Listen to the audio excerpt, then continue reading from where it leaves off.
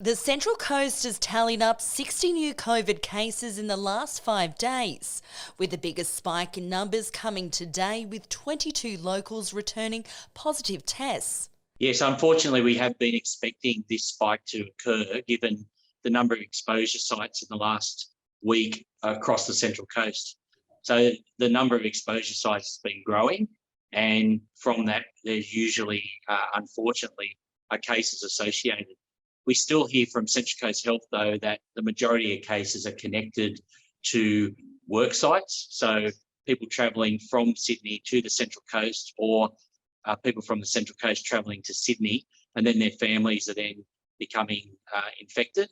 And then, of course, they've been out visiting places in the community because you don't know that you have the virus until you start to show symptoms.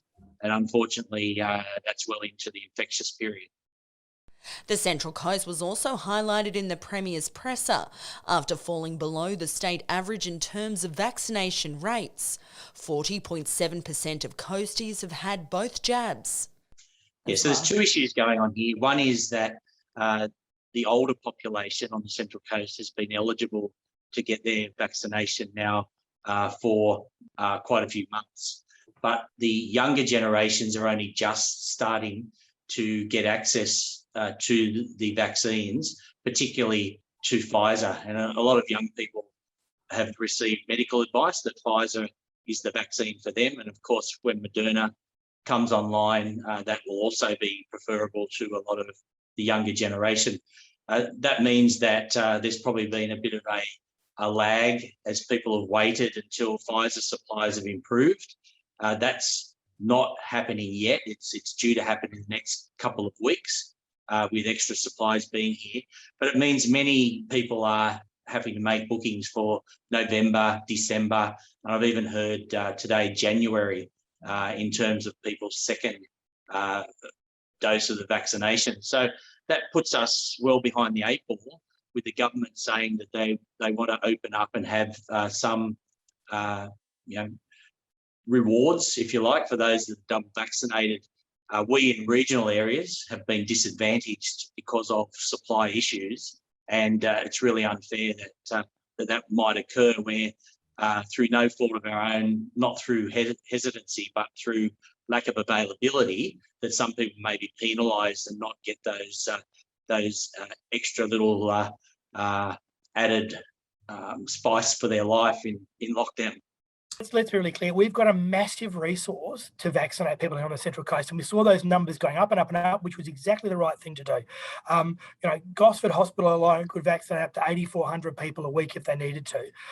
We had a mass vax day on Sunday. These things need to be better utilised. People can literally walk in to Gosford or Wyong Hospital on a Sunday, no appointment required, and get vaccinated. And they can also go to Wyong Hospital on Monday and Tuesday mornings and get vaccinated, no appointment required. The best vaccination is the one you have, and we need to keep those numbers up, because this is all part of the matrix about how the health officer looks at where we go to next. So it's vaccination numbers, testing numbers, exposure sites, number of active cases.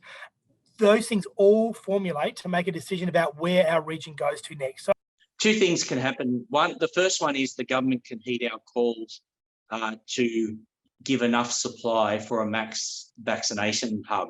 So whether that's out through our hospitals or through a separate facility, clearly Central Coast Health has the capacity to almost triple the amount of vaccinations they're doing if they have the supply. That's according to the CEO of the Central Coast Local Health District.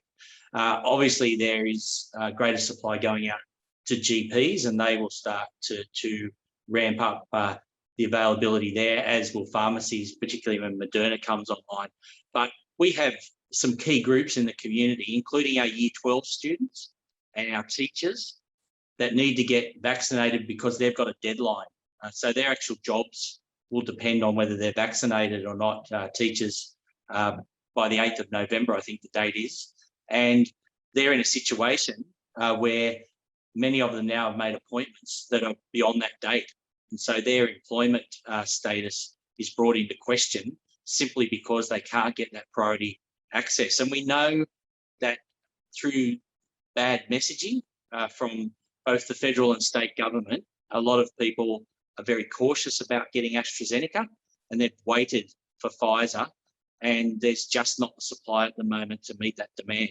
The second thing the government can do is obviously make sure that the booking system is robust and that people can get online and book now as quickly as possible, because we're finding that people are being forced to go to Sydney into the LGAs of concern to try and get vaccinated by the dates that are necessary. And that's simply not fair. I don't think regional areas have really been taken into account when the government's been making these decisions, because their attention's been focused on those 12 LGAs of concern, rightly, because that's where the virus is in abundance. But now with our numbers going up here on the Central Coast, they have to divert some of that focus to make sure that our people are looked after, particularly when they made the decision to take away our Pfizer when Sydney was having a crisis. Well, we're having our crisis now. We have to make sure that we have the supply here for our population. Yeah. I guess the concern, though, I guess you're pushing the vaccine, but what about those that are adamant, no, they don't want AstraZeneca? Yeah, and look, as we've said before, so what do people do that, I guess these teachers that have got to get the jab, or look, I can confirm that I've been talking to education, most of our teachers are already vaccinated. Very high vaccination rates, and again, most of them fall into the category of AstraZeneca vaccination anyway. And again, if you are a Pfizer patient, you've got to remember, again, the state doesn't control the flow of Pfizer vaccine. It is the federal government. They're talking about extra Pfizer vaccine being supplied to Australia. It is their responsibility to deliver that to the GP network, the pharmacies and the clinics, and to New South Wales Health. So as soon as we get it from the feds, we are rolling it out and jabbing people as quickly as we possibly can, if that is the vaccine you need to have. But again, we are constrained by the supply we are provided, as are the GPs, as are the pharmacies. So again, it's a question best put to the feds about how we get more Pfizer vaccine for the Central Coast. Sky Hull, Central Coast News.